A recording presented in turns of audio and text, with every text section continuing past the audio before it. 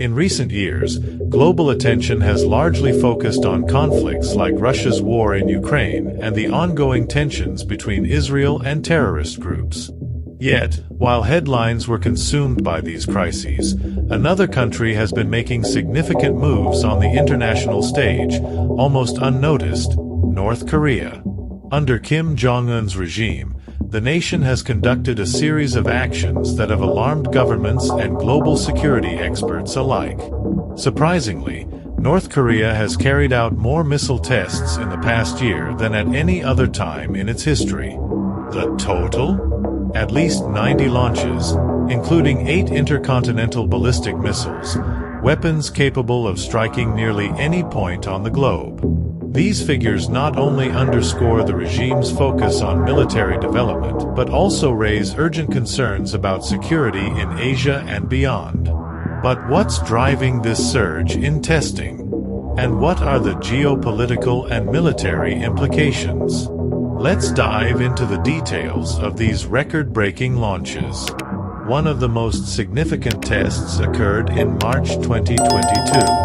On the 24th, near Pyongyang, North Korea launched an ICBM that reached a record altitude of 6,000 kilometers, staying airborne for an astounding 71 minutes before landing in the Sea of Japan near Hokkaido. This test showcased not only the regime's technical capabilities but also a potential range of 15,000 kilometers. In simple terms, this missile could target almost anywhere on Earth, except for South America. Later that year, in October, another launch set the world on edge. On the 4th, a medium-range ballistic missile flew over northern Honshu, Japan, before landing in the Pacific Ocean 4,600 kilometers away. This test highlighted North Korea's ability to strike not only Japan but also strategic areas like South Korea and U.S. military bases on Guam. Together with other tests throughout the year, these events mark 2022 as a milestone in North Korea's missile technology advancements, further heightening tensions in Asia and beyond. While these missile tests have raised global concerns, Kim Jong-un's regime appears to be advancing on another dangerous front: nuclear weapons development. Since 2017, when North Korea last detonated a nuclear device with an estimated yield of 50 kilotons, twice the power of the bomb dropped on Hiroshima, experts have closely monitored activity at the Punggye-ri nuclear test site. Evidence suggests that a 7th nuclear test may be imminent. These tests are more than mere displays of power. They serve a clear strategic purpose. North Korea is focused on miniaturizing nuclear warheads so they can be mounted on ballistic missiles. This includes both strategic nuclear weapons, designed for long-range, large-scale destruction, and tactical nuclear weapons, intended for use in more localized, regional conflicts. Understanding the distinction between tactical and strategic weapons is key to grasping North Korea's military posture.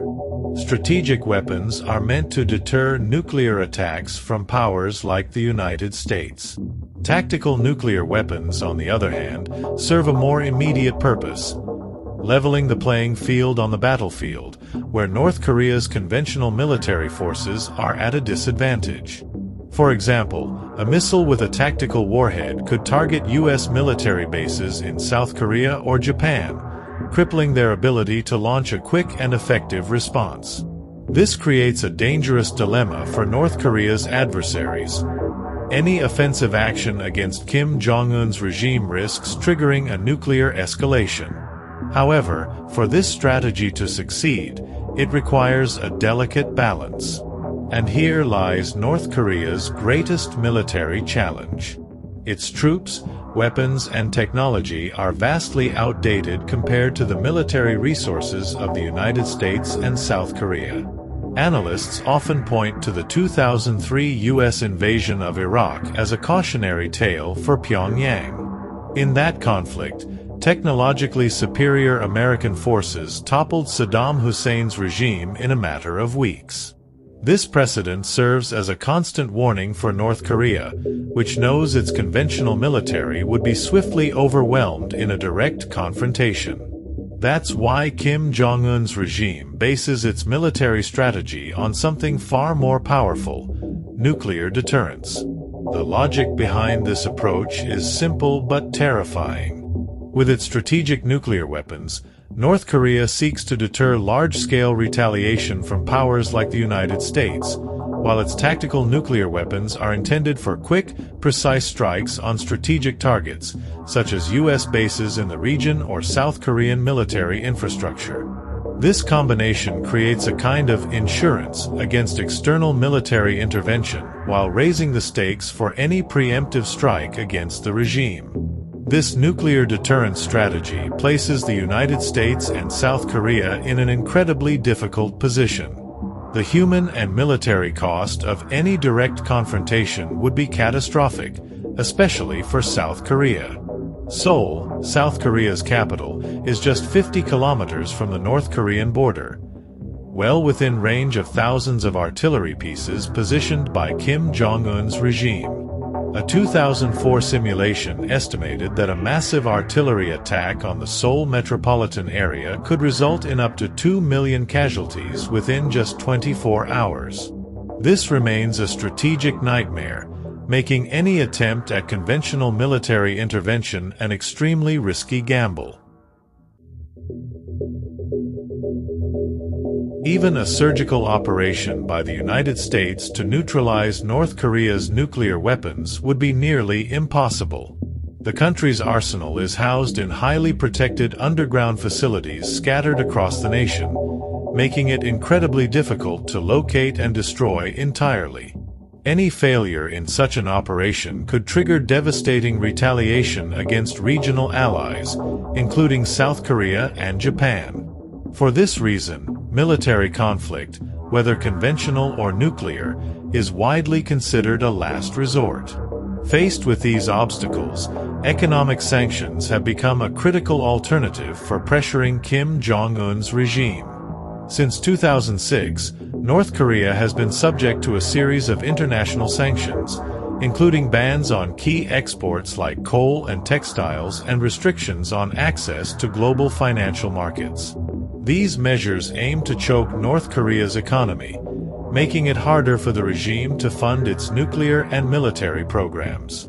However, the effectiveness of these sanctions is limited by two key factors: Kim Jong-un's regime's resilience and the strategic role of China. North Korea is no stranger to extreme economic isolation. Domestically, the government exerts tight control over the economy, diverting resources to priority areas like military development while neglecting the population's well-being. And while sanctions have drastically reduced North Korea's trade with the rest of the world, the country remains heavily reliant on China, which accounts for about 88% of its foreign trade. For China, this relationship is driven by more than just economics. It serves crucial geopolitical interests. For China, North Korea acts as a buffer state between its borders and U.S. military forces stationed in South Korea. The collapse of the North Korean regime would be disastrous for Beijing, potentially leading to a humanitarian crisis with millions of refugees crossing the border and the prospect of U.S. forces advancing toward Chinese territory. For this reason, even as China publicly condemns North Korea's nuclear tests, it refrains from imposing sanctions that could destabilize the regime. This dynamic highlights the limitations of sanctions as a tool for pressuring Pyongyang. While they are essential for signaling international disapproval, their impact is blunted by North Korea's dependence on China and Beijing's reluctance to jeopardize regional stability. For China, North Korea is not just a historical ally but a vital geopolitical buffer against U.S. military presence in the region. U.S. bases in South Korea and Japan already exert significant pressure on China, and any shift in power in North Korea could amplify this threat. The collapse of Kim Jong-un's regime would be a nightmare scenario for Beijing. Beyond the humanitarian crisis, China fears that weapons of mass destruction, including nuclear, chemical, and biological stockpiles, could fall into the wrong hands during a regime collapse. As a result, China's approach to North Korea is deliberately ambiguous. While Beijing condemns Pyongyang's nuclear and missile tests, destabilizing activities in its sphere of influence, it avoids measures that might endanger the regime's stability. This balancing act reflects the strategic dilemma North Korea poses for China, an unpredictable ally, but one it cannot afford to lose. Meanwhile, the rest of the world debates how to contain the North Korean threat. Options range from negotiations to regime change and even drastic measures, but none come without significant risks. One of the most notable examples was the 1994 agreed framework, in which Pyongyang promised to freeze its nuclear program in exchange for economic and energy aid. However, history has shown that Kim Jong-un's regime, like those before it, views nuclear weapons as a guarantee of survival. This stance has been reinforced by the fates of leaders like Saddam Hussein in Iraq and Muammar Gaddafi in Libya, both of whom abandoned their weapons of mass destruction programs only to be overthrown. For North Korea, nuclear weapons are not just a tool for deterrence, they are the ultimate insurance policy against external threats, ensuring the regime's survival in an unpredictable geopolitical landscape. This makes the challenge of addressing the North Korean crisis one of the most complex and dangerous issues in modern international relations. North Korea maintains an unwavering stance on disarmament, making negotiations a high-stakes endeavor where concessions rarely lead to structural change. Moreover, the prospect of regime change, often discussed as a definitive solution, carries enormous risks. Any attempt to destabilize Kim Jong-un's government could spark a civil war, trigger a humanitarian crisis, and, worst of all, lead to the loss of control over the country's nuclear and chemical arsenal. In this context, the world seems stuck with a daunting choice: either coexist with a nuclear-armed North Korea or take measures that could have unpredictable and catastrophic consequences. Meanwhile, the balance of power on the peninsula is further complicated by a significant, often overlooked factor: the demographic trends affecting both North and South Korea.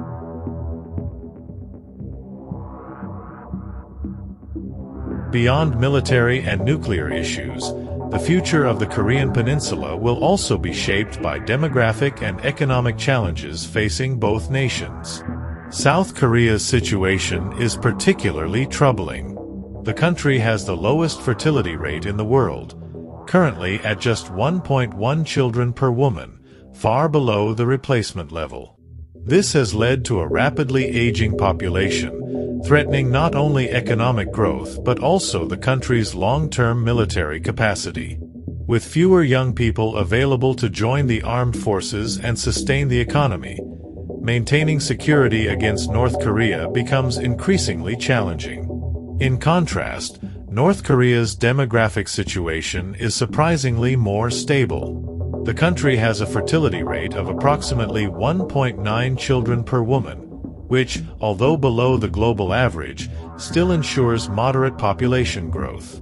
Over the coming decades, this demographic contrast could become stark, with the North potentially surpassing the South in terms of available manpower for military purposes. Combined with Kim Jong-un's ongoing prioritization of military spending, this could further heighten tensions and create an even more difficult security landscape for the South. These demographic trends highlight that the dynamics between the two Koreas extend beyond military or geopolitical considerations.